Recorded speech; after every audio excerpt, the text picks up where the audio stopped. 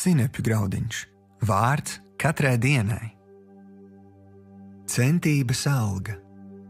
Šodienas raksturvieta. Un visu, ko jūs dariet, to dariet no sirds, tā kā tam kungam un ne cilvēkiem, zinādam, ka jūs no tā kunga dabūsiet par atmaksu to iemantošanu, jo jūs kalpojat tam kungam Kristum. Kolosiešiem 3. nodaļa, 23. līdz 24. pants. Glika bībele. Šodienas pārdomas. Dievs ilgojas pār tevi izliet savu svētību.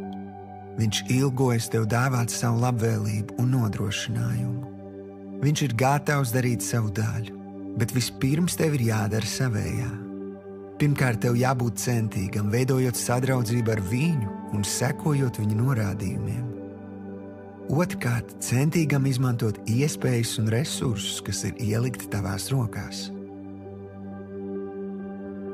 Mateja evaņģēlijā Jēzus stāsta līdzību par 3 vīriem, kuriem darba devējs uzticēja naudu, talantus. 2 no vīriem bija centīgi. Viņi paklausīja darba devēju, ieguldīja talantus un labi nopelnīja. 3. vīrs bija bailīgs, tādēļ apraka to, kas viņam tika uzticēts. Pirmie 2 vīri tika atalgoti un uzslavēti par savu centību, bet 3. vīrs saņēma nosodījumu. Apņemies būt atbildīgs un meklēt veidus, kā būt centīgam ar to, kas tev ir uzticēts. Lai ko tu darītu, dari to kā Dievam. Dari labāko, ko tu spēj, pat ja paliec cilvēku nepamanīts, jo zini, tavs debesu Tēvs redz visu un tevi dāsni atalgos. Šodienas lūgšana.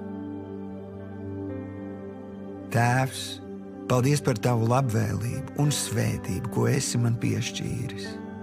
Es izvēlos būt centīgs, gan veidojot sadraudzību ar tevi, gan darot labāko, ko spēju ar visu, ko esi ielicis manās rokās. Zinu, ka es to spēju tikai tavā spēkā, un tāpēc visu godu atdodu tev. Jēzus vārdā. Āmen.